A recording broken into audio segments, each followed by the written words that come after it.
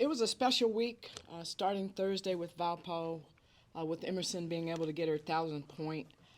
She was at 999 prior to getting hurt early in the Drake game, so it was inevitable that she would get it, and it fitting that she would be able to get that this season and join Maya and Grace.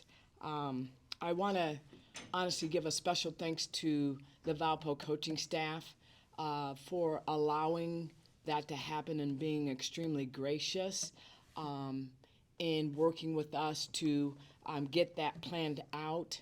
I know it was extremely special for Emerson, especially being able to have her dad in the stands for that game to see her accomplish that incredible feat. So I wanted to give a special thanks to Valpo for allowing us to make that happen.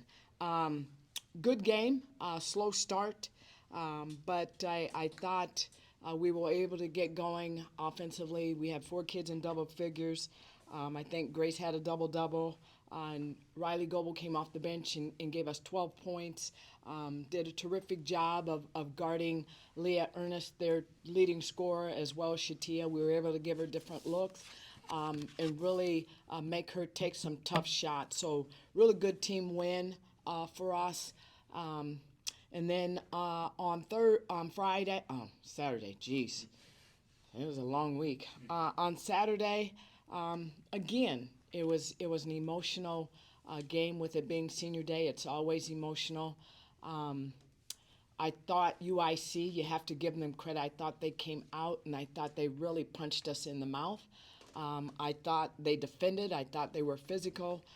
We turned the basketball over to start the game 3 straight possessions, which allowed them to get out and score some paint points early, especially off of turnovers, offensive putbacks, that sort of thing. They punched us in the mouth. And one of the things that we talked about at halftime was we had to do a better job of taking care of the basketball, moving the basketball offensively, the ball going side to side, and moving with a purpose, and not having so many flat cuts and the ball sticking. And then we had to make some defensive adjustments. And I thought we were able to do that, which allowed us to get stops and allowed us to get in a little bit more of an offensive rhythm. But again, to come from 18 behind, I think that was a great team win against a very, very good UIC team who does a lot of things well. They're well coached. They defend well. They score in a variety of different ways. And I thought they really outplayed us the first half with their ability to get up in us, force us into turnovers, and then their ability to score in a variety of different ways in the paint. But a great comeback win for us, especially for our seniors. I thought Grace was a very good second half. I thought she had another double-double. And then I thought Maya was terrific. I thought Maya scored in a variety of ways. I thought she did a very good job of getting herself to the free throw line, getting downhill, and not just settling. So, again, a great team comeback win for us and a great way to send out our seniors in Kayla Morgan and Rachel Hatola. Now our attention turns to a very physical, good, well-coached Indiana State team. And, going into this week, we're still playing for a lot. We're still playing for positioning in the conference tournament. So are they. It's senior week for both of those teams. And everybody wants to be playing good basketball as you go into March Madness. But, Indiana State, considering all that they've had to deal with not having their head coach, their interim has done a terrific job. Those young women play extremely hard. They defend well. They turn you over. And they, too, can score in a variety of ways. So we're going to have to do a better job of taking care of the basketball, be more scouting report detailed, and be able to play a variety of different defenses. But we're going to have to box out, rebound, limit their second chance points, but more importantly, limit their points off of turnovers. We're going to have to understand shooters, who wants to do what, and be more locked into what we have to do in terms of scouting report. And then Evansville, we played Evansville here without a couple of their players. They're back. They, too, are playing extremely well, and I think it's you take a very large risk when you look at teams' records. There's no such thing, especially in this league. I think everybody's starting to play extremely well, especially those teams. So again, this is no walk in the park for us. We're going to have to play very good basketball in both of those games to get wins. So, and then we'll see what happens as we prepare to go play a very good Indiana State, a very physical Indiana State team on Thursday. Any questions? In addition to how big a week it was for the wins, Wednesday, the approval for the new practice facility, and I know you had that great quote that ended up in the press release about it, but playing off that, how great is the value not just of that space to the programs that get involved in it, but how much value is it to have those programs out to the point where we now need a facility like this? Well, I mean, it's long overdue when you look at what's taking place around the country and just within our league.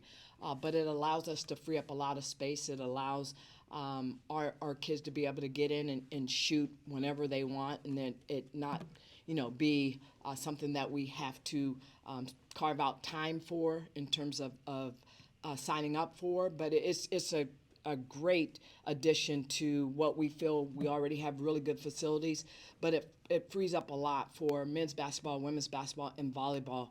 And it gets us right at the top of where everyone else is in this league in terms of practice facilities. Going back to Saturday, another 18-point comeback win, similar to the Murray State team. They like to keep it interesting, don't we? Definitely the case, but with what you dealt with, especially on an injury front this year, is that kind of coincide with the mindset of this team that, hey, an 18-point challenge, we can still overcome a lot? Does that kind of go hand in hand? Well, that's a great question, and it's interesting because I literally can hear Kaba saying in all of the timeouts, we know we can come back. We know we can come back. And that was their mindset at halftime, too. And I think in order to be successful, you have to be able to persevere in everything that you do. And this team has certainly been able to do that with all that they've had to overcome. And I'm extremely proud of them. We were picked to finish first. But there's no one in the league that's dealt with this team has had to deal with from an injury standpoint. And let it be known that our 5 starters have only played a total of 6 games together. So for this team to be where they are and to be able to finish above 500, it says a lot about the heart and the character and the toughness of the young women in this program. You've spoken on it, including in the response to the last question, but at length this year, and the comebacks speak to it as well. But where does the mental toughness of this group rank in comparison to the mental toughness of your teams in past? Well, I think when you look at our teams in the past, that's something that all of our teams have been able to have is an ability to adapt. We were able to pick ourselves up, dust ourselves off, and get ourselves ready for whatever the next challenge is. So this team is no different than the teams we've had in the past. They just have had to deal with a little bit more significant injuries than other teams in the past. But their ability to persevere, their toughness, is something that honestly is a trademark of our programs. Having mentioned Kaba before, with this program already having the reigning Most Improved Player of the Award winner, and Kaba certainly would seem like a great candidate for it, just how valuable has she been, not just with most notably her three-point shooting, but her defense, and kind of like you were talking about with her in the timeouts, the mentality that she has. I'm glad that you brought Kaba up. First of all, we asked Kaba, and I specifically said to her, I said, Kaba, don't put yourself in a box. You are more than a three-point shooter.